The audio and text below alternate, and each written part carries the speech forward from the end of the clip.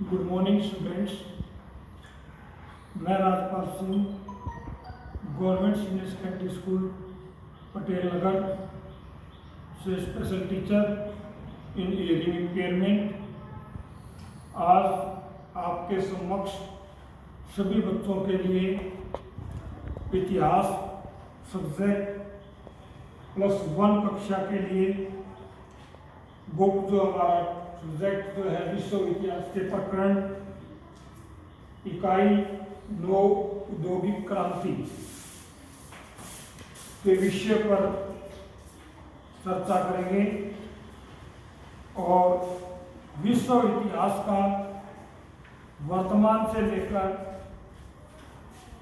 भूतकाल तक या भूतकाल से वर्तमान तक और भविष्य तक औद्योगिक क्रांति हर क्षेत्र में हर समय अपने आप को समाज में को प्रभावित करती रही है और समाज भी इससे प्रभावित होता रहा। सबसे पहले कोई भी क्रांति हो, प्रत्येक क्रांति परिवर्तन का दूसरा रूप होता है और इतिहास भी ऐसा ही बताता है। इतिहास भी अपने आप में एक भूत में बीता हुआ विषय है और क्रांति शब्द का सबसे बड़ा क्रांति वर्ड जो है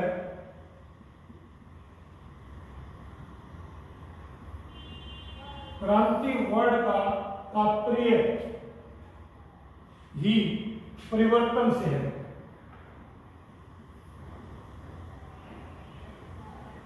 क्रांति वर्ड अपने आप में एक परिवर्तन को बताती है। इस टॉपिक के अंदर औद्योगिक क्रांति है। औद्योगिक क्रांति अपने आप में पूर्व काल में हुए औद्योगिक क्षेत्र व कार्य के अंदर स्थिति के अंदर जो बदलाव हुए उसके बारे में दर्शाती है। इससे पूर्व विश्व इतिहास में 1789 में फ्रांस की क्रांति हुई, 1917 में रूस की क्रांति हुई, भारत में 1857 में भारत में स्वतंत्रता संग्राम की क्रांति हुई। ये सभी जो क्रांतियां थी वो राजनीतिक थी,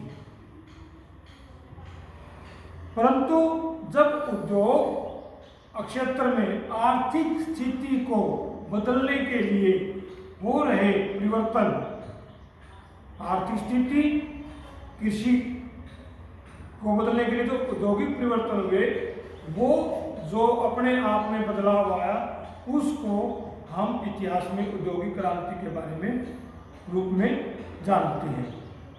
औद्योगिक क्रांति का उदय सबसे पहले जो उदय हुआ वो इंग्लैंड में हुआ। इंपॉर्टेंट क्वेश्चन है,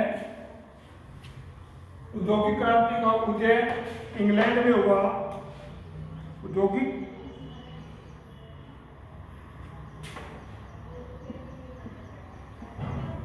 इंग्लैंड में सबसे पहले उदय इंग्लैंड में हुआ और इंग्लैंड में कब हुआ?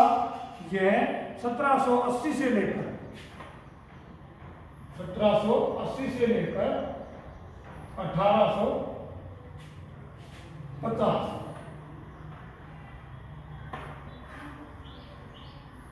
विश्व में औद्योगिक क्रांति का उदय 1780 से लेकर 1850 के मध्य हुआ। कैसे हुआ?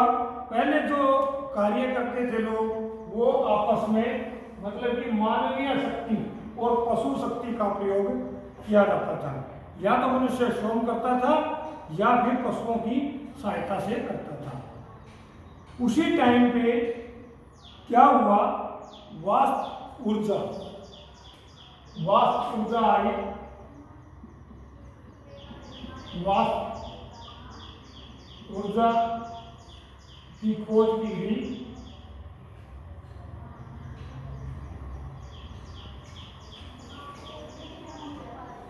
वाष्प ऊर्जा की खोज की गई और वाष्प ऊर्जा के आधार पर जो है उद्योगों में कार्य करने की जो शक्ति थी उसमें परिवर्तन हुआ।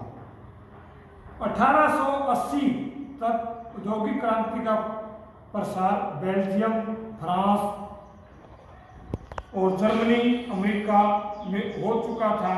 1890 ईस्वी में इटली में हुआ।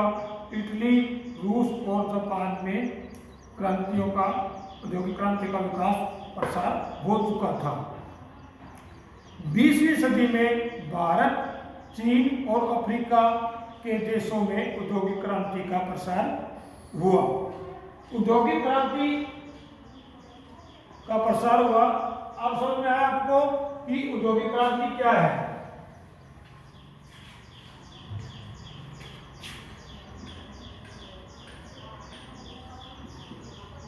व्यापार, कृषि, आर्थिक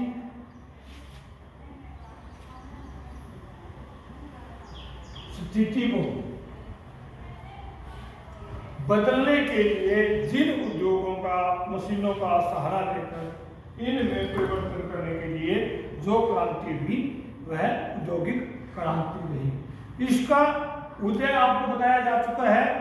इसका उदय सबसे पहले इंग्लैंड में हुआ, जो कि 1780 से लेकर 1850 के बीच में हुआ, और इसके बाद में नए नए आविष्कार हुए जिसमें लोहा खोज की गई, स्टील का प्रयोग किया गया, कोयले का प्रयोग किया गया, वस्त्र उद्योग आदि इन चीजों में रूपांतरण, पूर्व में रूपांतरण किया गया। रूपांतरण मतलब बदलाव किया गया, और धीरे धीरे व्यापार, कृषि और आर्थिक स्थिति में बदलाव के लिए जो औद्योगिक क्रांति वो उदय इंग्लैंड में हुआ, और उसके बाद में अन्य विश्वों के अन्य देशों में हुआ। उदय के कारण क्या थे? हर समय एक क्वेश्चन आता है हर एग्जाम में भी, औद्योगिक क्रांति के उदय के कारणों का विवरण दीजिए।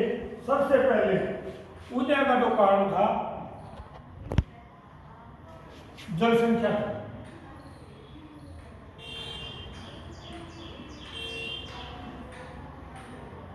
जनसंख्या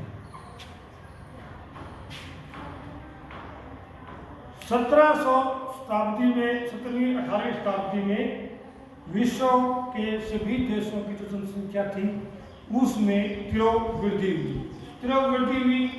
वृद्धि होने के कारण लोगों को कार्य की आवश्यकता थी, मांग थी, और उनकी उपयोगिता और आवश्यकताओं की पूर्ति के लिए कुछ ना कुछ खोज करना और कार्य करना अनिवार्य हो गया था। इसलिए जनसंख्या की वृद्धि के कारण व्यापारिक क्षेत्रों का उत्थान हुआ, कृषि के अंदर कृषि कार्यों में वृद्धि हुई, और आर्थिक स्थिति के सुधार के लिए उद्योगों का विकास किया गया, उनके खोज की गई। जनसंख्या। दूसरे नंबर पे शहरों का विकास। शहरों का निर्माण, औद्योगिक विकास। किसी भी चीज का उत्पादन करने के लिए शहर जो है वो अनिवार्य है, क्योंकि वो एक केंद्र, मंडी का केंद्र होते हैं। जैसे जैसे 16वीं शताब्दी में, मुख्य तौर पर 16वीं शताब्दी में क्या हुआ, बड़े बड़े शहरों का रोम जैसे देश, रोम, अमेरिका, फ्रांस, जर्मनी, इटली में बड़े बड़े जो शहर थे उनका विकास हो चुका था एक मंडी के तौर पर, और वहीं पर मंडियों में लोगों को कार्य करने के लिए जो जगह मिलती थी और उद्योगों का उसी में निर्माण हुआ। शहरों का विकास सुरक्षित क्षेत्र को प्रदर्शित करता था, और जिसकी वजह से शहरों का निर्माण भी औद्योगिक क्रांति का मुख्य कारण रहा। इसके बाद में मंडियों का निर्माण।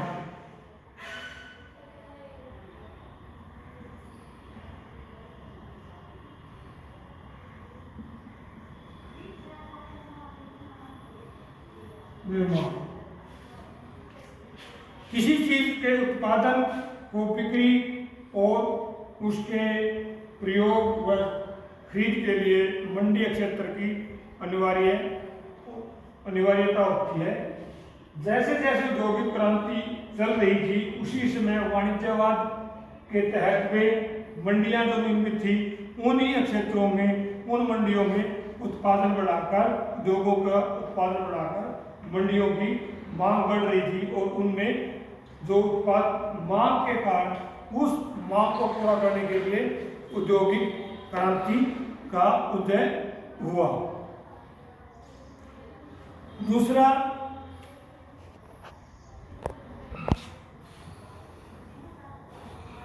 लोहा,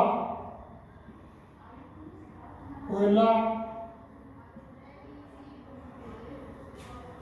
स्टील आदि के निर्माण करने की विधियां या उनके प्रयोग करने की विधियां। पहले जो था लकड़ी व अन्य सामग्री के द्वारा उद्योगों व मशीनों व औजारों का निर्माण किया जाता था, परंतु 16वीं शताब्दी में भाप के इंजन के आविष्कार के साथ में कोयले का प्रयोग और लोहे का प्रयोग किया जाने लगा, जिससे मशीनों की जो ताकत थी उसमें वृद्धि हुई और वृद्धि होने से उसका प्रयोग अन्य जगह पर, सभी जगह पे किया जाने लगा और साथ में नई नई मशीनों की खोज, भाप का इंजन, भाप का इंजन का आविष्कार, सूत, बुनाई मशीन,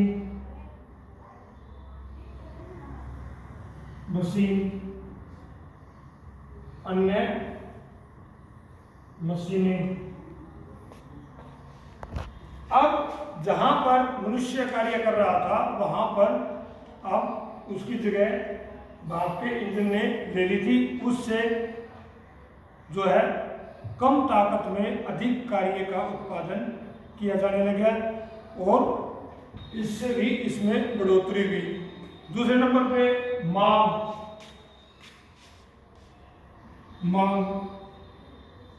का बढ़ना, मांग का बढ़ना। पहले जो उत्पादन होता था वो सीमित उत्पादन होता था, वाणिज्यवाद के तहत में उत्पादन होता था। अब वाणिज्यवाद के साथ में व्यापारवाद का बढ़ावा करने के लिए मांग की जनसंख्या दिखली तो मांग हुई तो मांग की पूर्ति के लिए अन्य उद्योगों का निर्माण किया जाने लगा और उसकी वजह से यह सब कार्य बढ़ता गया। तकनीकी विकास,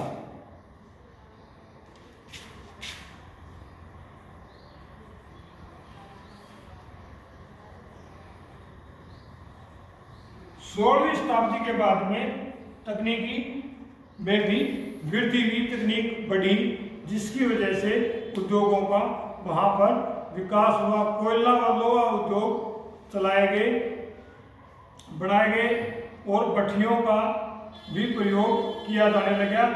कोयला खनन का विकास हुआ और कपास की कताई व बुनाई का कार्य के लिए कॉटन स्पिनिंग और वेविंग मशीन का भी निर्माण इसी काल में हुआ। और कॉटन, कपास की कटाई और बुनाई का जो कार्य था भारत का मुख्य स्थान भारत रहा। स्पिनिंग जेनी बोलते हैं इसको। फ्लाइंग स्टल का आविष्कार हुआ, स्पिनिंग जेनी का आविष्कार हुआ, वाटर फ्रेम का हुआ। इस तरीके से मुख्य चीज़ों का निर्माण हुआ, जिस वजह से उत्पादन में वृद्धि हुई, मांग की पूर्ति हुई और आपसी व्यापार। मुख्य कारण एक और रहा आपसी देशों का समुद्री जहाज आदि के निर्माण के कारण आपसी व्यापार, आपसी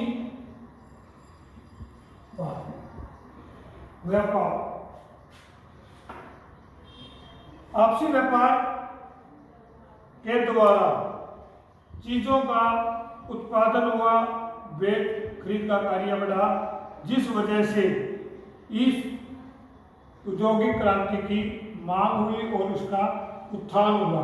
तो आज हमने औद्योगिक क्रांति का तात्पर्य, अभिप्राय, उदय और उदय के कारणों का जिक्र किया। अगले लेसन में इसके होने वाले प्रभावों का चर्चा करेंगे।